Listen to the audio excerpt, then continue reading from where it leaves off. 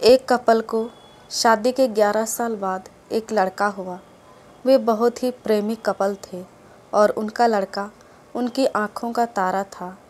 एक सुबह जब वह लड़का तकरीबन 2 साल का था, पति ने एक दवाई की बोतल खुली देखी। उसे काम पर जाने के लिए देरी हो रही थी, इसलिए उसने अपनी पत्नी से उस बोतल को ढक्कन लगाने और अलमारी में रखने कहा। लड़के की मम्मी रसोई घर में तल्लीन थी। वो ये बात पूरी तरह से भूल गई थी।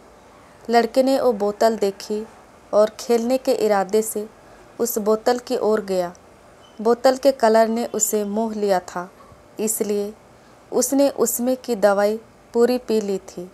उस दवाई की छोटे बच्चों को छोटी सी मात्रा भी जहरीली हो सकती थी। जब वह लड़का नीचे गिरा तब उसकी मम्मी उसे जल्द से जल्द दवा खाने ले गई, जहां उसकी मौत हो गई। उसकी मम्मी पूरी तरह से हैरान हो गई थी। वह भयभीत हो गई थी कि कैसे वो अब अपने पति का सामना करेंगी। जब लड़के के परेशान पिता दरवाजे में आए तो उन्होंने अपने बेटे को मृत पाया और अपनी पत्नी की ओर देखते हुए सिर्फ 4 शब्द कहे। आपको क्या लगता है कौन से होंगे वो 4 शब्द? पति ने सिर्फ इतना ही कहा, आई लव यू डार्लिंग। उसके पति का अनअपेक्षित व्यवहार आश्चर्यचकित करने वाला था। उसका लड़का मर चुका था, वो उसे कभी वापस नहीं ला सकता था और वो उसकी पत्नी में भी कोई कसूर नहीं ढूंढ सकता था। इसके अलावा आगे उसने खुद ने वह बोतल उठा के बाजू में रख दी होती तो आज उसके साथ यह सब ना होता।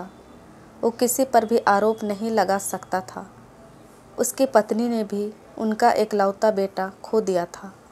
उस समय उसे सिर्फ अपने पति से सहानुभूति और दिलासा चाहिए थी और यही उसके पति ने उस समय उसे दिया। कभी कभी हम इसी में समय व्यर्थ कर देते हैं कि परिस्थिति के लिए कौन जिम्मेदार है या कौन आरोपी है। ये सब हमारे आपसे रिश्तों में होता है। जहाँ जॉब करते हैं वहाँ या जिन लोगों को हम जानते हैं वो सभी के साथ होता है और परिस्थिति के आवेश में आकर हम अपने रिश्तों को भूल जाते हैं और एक दूसरे का सहारा बनने के बजाय एक दूसरे पर आरोप लगाते हैं।